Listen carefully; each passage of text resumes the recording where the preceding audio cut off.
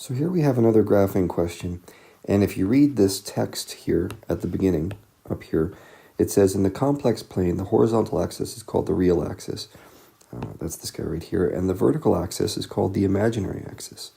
Right there. This has to do with graphing complex numbers, numbers that have a real part and an imaginary part. And the complex number a plus bi, okay, I'm going to circle that right here, a plus bi, is graphed in the complex plane comparable to the point a comma b.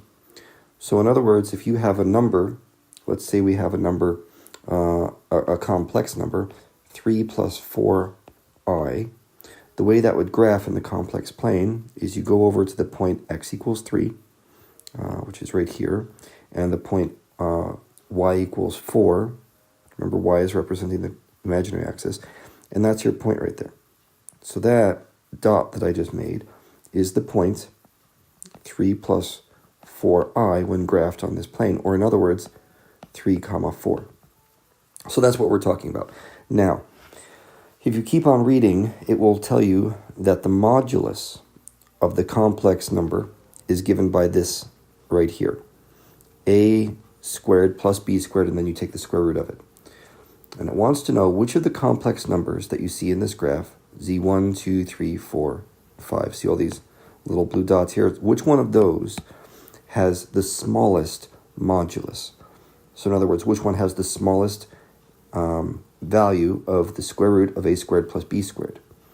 So to explain this one, I want to dig into what that a squared plus b squared thing is a little more. Those of you who are familiar with trigonometry should understand this. And I'm going to pick, here, let's pick this point right here. I'm going to blow this up a little bit. So if you remember, this is a comma b right there, okay, the xy coordinates. So this line that I just drew here is the x distance, that's a, and this line right here, this vertical distance to that dot, is b. So remember what my equation is for the modulus. It's the square root of a squared plus b squared. So let's talk about what a squared plus b squared is. Do you remember Pythagorean's theorem? That tells you the formula for finding the hypotenuse of a triangle. And this length of the hypotenuse is the square root of a squared plus b squared. So if you think about what the modulus represents, what we're talking about is the distance from the center of this graph to the location of the blue dot.